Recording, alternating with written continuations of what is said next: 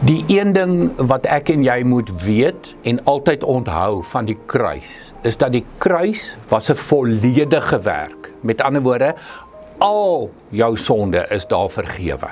Nie net 99% nie. En dit is 'n afgehandelde werk. Dit is verlede tyd. Dit hoef nie weer te gebeur nie.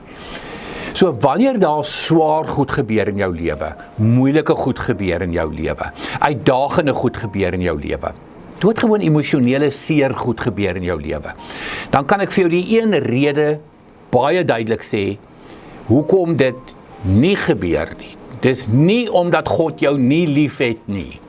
God het jou lief. Hoekom het ek begin met die kruis is 'n afgehandelde werk en dis 'n volledige werk?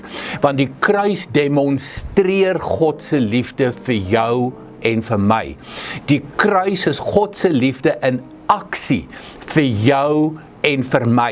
En niks, geen omstandighede kan 'n streep daardeur trek nie. Geen omstandighede kan sy liefde vir jou minder of meer maak, of aanraak, of aantas, of verander nie. God se liefde is die een vaste ding wat jy aan kan vashou. Dis die een ding wat vir jou moet stabiliteit gee in jou lewe. God het jou lief ten spyte van wat jou omstandighede ook al is.